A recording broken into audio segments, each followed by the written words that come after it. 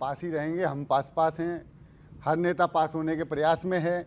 हमारे गौरव के 250 एपिसोड हो गए हैं, ये भी पास हो गया, ये भी पास है। और लपेटने का काम हम सभी कर रहे हैं। और कवियों के अलावा अगर कोई लपेटने का काम कर रहा है तो वो है केजरीवाल जी। हाँ, क्योंकि हम नेताओं को लपेटते हैं, वो मफलर लपेटते हैं। हाँ, और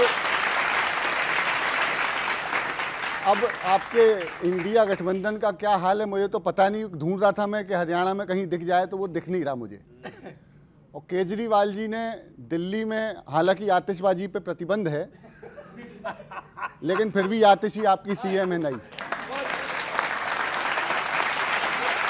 तो केजरीवाल जी को 4 महीने का ये वनवास मिला है, कुर्सी पर भरत समान उन्होंने आतिशी जी को बिठा रखा है। तो जाते जाते वो क्या कह के गए होंगे चुनाव प्रचार के लिए, वो मैंने एक दृश्य बनाने का प्रयास किया है। सुनिएगा, आपको आनंद आएगा। कि बिल मिली देने को झांसा, इंद्रप्रस्थ में फेंका पासा, भरत समान आतिशी आओ, छोटी कुर्सी साथ में लाओ।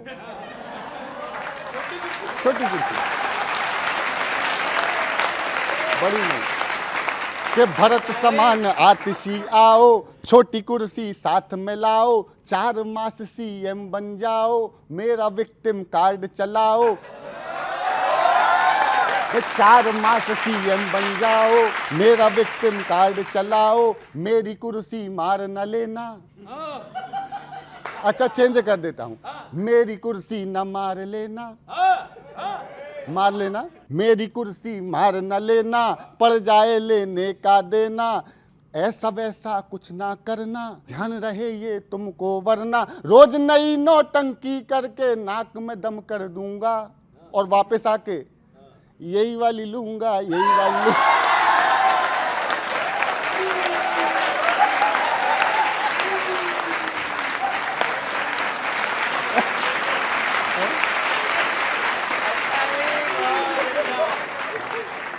ऐसा वैसा कुछ ना करना, ध्यान रहे ये तुमको वरना, रोज नई नौटंकी करके नाक में दम कर दूंगा, सीएम की कुर्सी यही वाली लूंगा, यही वाली लूंगा, और किसी पे नहीं बैठूंगा, सीएम की कुर्सी यही वाली। झाड़ू में बेशक ना दम हो, कॉन्फिडेंस फिर भी ना कम हो, दूध दही वाला हरियाणा, वहां रायता है फैलाना।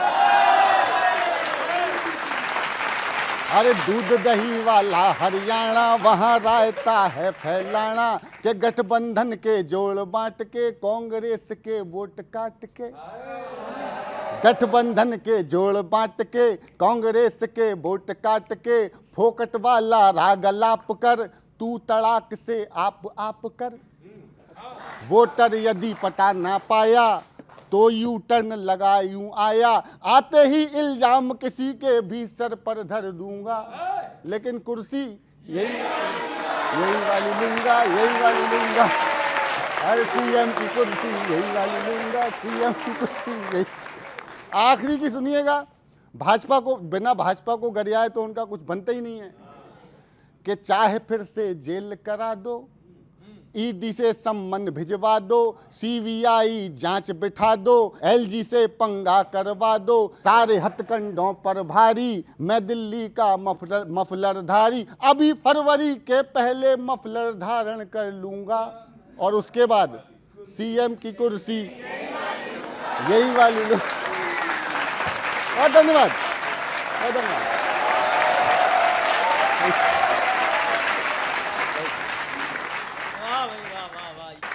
कांग्रेस एकमात्र ऐसी पार्टी है सर कि जिस चीज़ की खिलाफत करती है, घर लौट के वही काम करने लगती है। हाँ, इंदिरा गांधी जी ने कहा कि हम जातिवाद नहीं चाहिए, तो इनको जनगणना चाहिए। हाँ, और अभी हरियाणा में ये कह रहे हैं कि भाजपा वाले पर्ची खर्ची से काम करते थे। अब ये कविता सुनो सर। अब प्रचार में रंग कुछ और है, हकीकत का रंग कुछ और हो जाएगा। कांग्रेस जिस पर्ची का विरोध कर रही है, देखना सीएम का नाम भी उसी पर्ची से आएगा।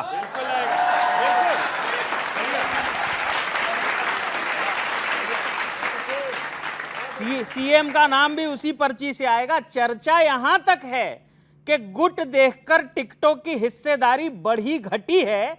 आप पर्ची से नौकरी का इल्जाम लगाते हैं, यहां तो टिकटें भी पर्ची से बटी हैं।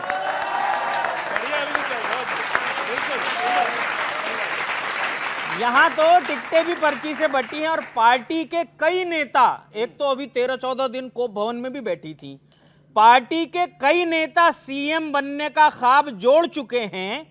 अब उन्हें कौन समझाए, वो जिस गन्ने को छीलना चाहते हैं भूपेंद्र जी उसे पहले ही निचोड़ चुके हैं।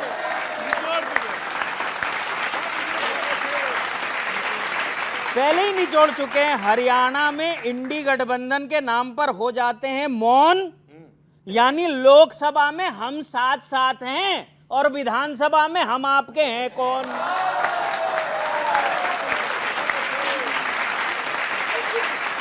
हम आपके हैं कौन। एक नेता नाराज हो तो दूसरा उसे मनाए, ऐसा ना हो कि आपस की लड़ाई में फायदा कोई तीसरा ले जाए। बहुत बहुत धन्यवाद।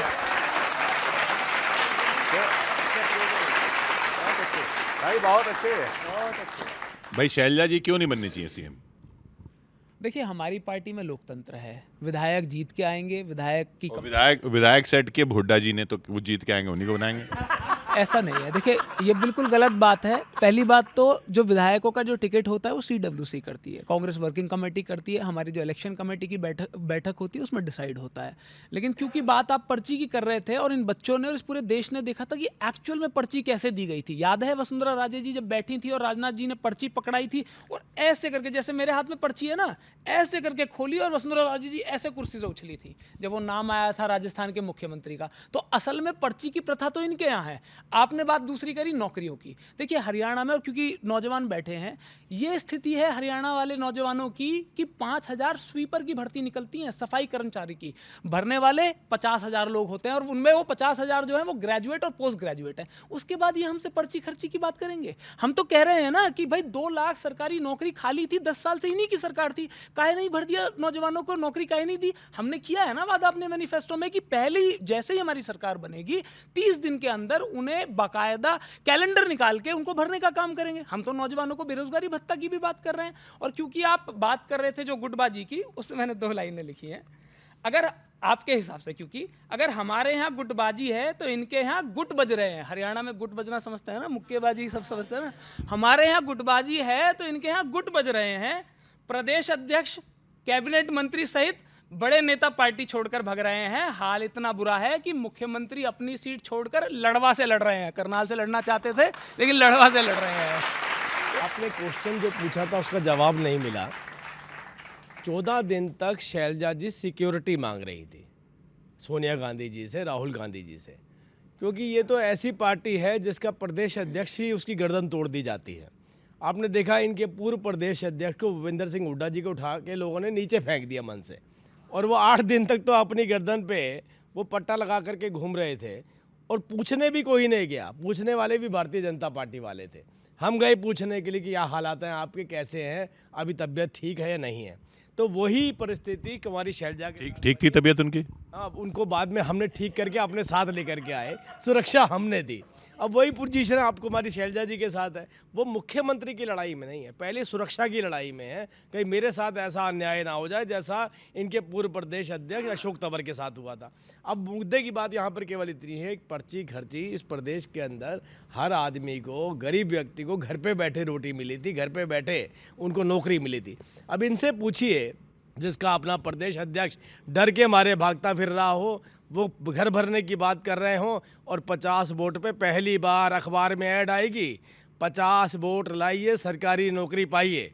तो आप सोचिए, अब बच्चों का हमने स्कूल और कॉलेज बंद करा देना है, सबको प्राथमिक शिक्षा जो दी जाएगी वो वोट मांगने की दी जाएगी। वोट कैसे मांगे जाते हैं? माहौल बड़ा वैसा हो रहा था कि आतिशी जी में भरत, उनमें केजरीवाल जी में राम, तो मेरी आंखें भर आईं बाद में, लेकिन रोना बहुत आया। क्यों? क्योंकि अन्ना जी में बीमार दशरथ दिखाई देने लगे मुझे। अच्छा, पूरा घटनाक्रम एकदम फिल्मी था। ऐसे तो वीडियो आते हैं रील में, ऐसी एक रील आती है जिसमें वीडियो चलता रहता है और उसमें ऊपर से वॉइस ओवर होता है। मैं कोशिश करता हूं, आप लोगों को पता चलेगा। सुनो पूरा वीडियो, समझा? अब वो आए बाहर कि जेल से बाहर आए, इस्तीफा दिया, कुर्सी वाली बात और सब कुछ। कैसी बनती रील?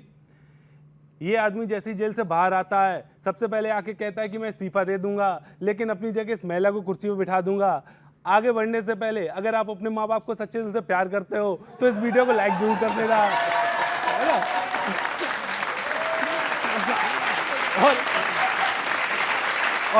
और वो आगे बढ़ती रही, फिर उसमें जब फिर इस महिला ने उस कुर्सी पे बैठने से इनकार कर दिया। एहसान चुकाने के लिए उसने अपने लिए नई कुर्सी मंगाई। अगर आप सच्चे देशभक्त हैं तो ये बताना कि इस महिला ने सही किया या गलत किया।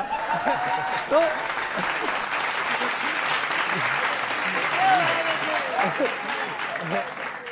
अच्छा, अब देखो, अब आपके ऊपर आते हैं।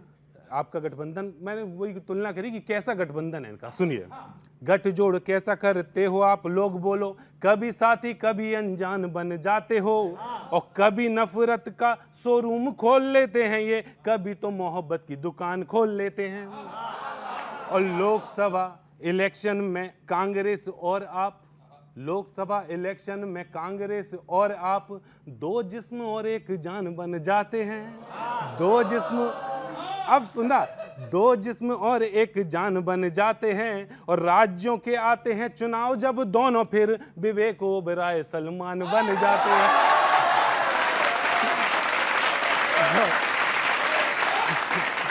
और अनिल जी आपके नाम से एक चीज़ याद आ गई, वो मैं आपको पढ़ता हूँ। जो आपने बात करी कि मैनिफेस्टो, गजब का मैनिफेस्टो आपने दिया, लेकिन आपको पहले दूसरे राज्यों में जहाँ आपकी सरकार थी वहाँ मैनिफेस्टो आपको अमल करके उदाहरण प्रस्तुत करना चाहिए था कि खुद के फैलाए इस अंधेरे में चमकने की कोशिश कर, अब कोई नूर मत बनिए, और पंथी को भी छाया नहीं फल लागे अति दूर, मॉडर्न पॉलिटिक्स के खजूर मत बनिए। मॉडर्न पॉलिटिक्स के, धन्यवाद। हिमाचल कर्नाटक के वादे पूरे नहीं हुए, सुपरमैन फिर से हुजूर मत बनिए। आपने भरोसा अपना स्वयं खोया जनता में, अब नायक के अनिल कपूर मत बनिए। बहुत बहुत धन्यवाद अनिल जी। कमाल है, धन्यवाद। ये बेसिक चीजों पे तो जवाब मांगेगी ना। पब्लिक पुल गिर रहे हैं, आप साथ में सरकार में। नहीं देखिए, मैं एक कोई इंसिडेंट हुआ, हादसा हुआ, मैं एक्सेप्ट करता हूँ उस बात को, बिल्कुल गलत। एक नहीं, कई गिर गए ना एक साथ।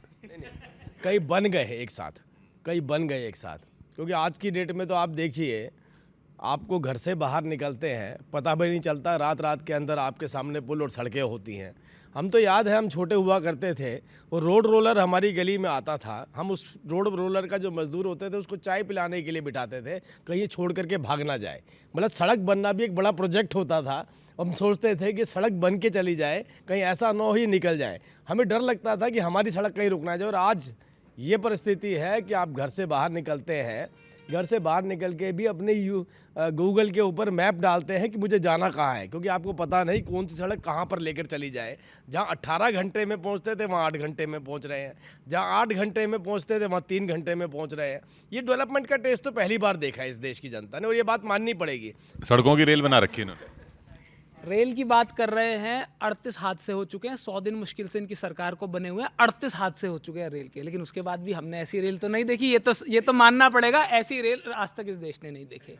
अभी कह रहे थे कि भैया पुल एक आध कोई गिर गया होगा, पुल तो अनगिनत गिर गए हैं। एयरपोर्ट आपने 3 गिर गए, दिल्ली वाला, जबलपुर वाला और राजकोट वाला, 3 तो एयरपोर्ट गिर गए। और छोड़िए, पार्लियामेंट में जो हजारों करोड़ से बिल्डिंग बनी थी, एक बारिश में उसमें टप टप पानी नीचे आने लग गया। आप पार्लियामेंट की बिल्डिंग क्यों नहीं संभाल पाए? देखी थी वो फोटो, एक बाल्टी रखी हुई थी पार्लियामेंट हाउस में बीचों बीच, वो बता रहा था आपके इंफ्रास्ट्रक्चर की सच्चाई। और छोड़िए जो राम भगवान, जो हमारी आस्था का विषय है, ये तो राम मंदिर तक को नहीं बचा पाए। हजारों करोड़ रुपए वहां पर भी लगा, पहली बारिश में उसकी भी छत टपक रही थी, और वहां जो एयरपोर्ट बना था वहां पर भी ये टूटन हुई थी। तो भाई साहब, आपका इंफ्रास्ट्रक्चर ऐसा है जिसमें जो मैक्सिमम अमाउंट है वो भाजपा के कार्यालय में जा रहा है, देश की जनता के लिए कुछ नहीं बचा।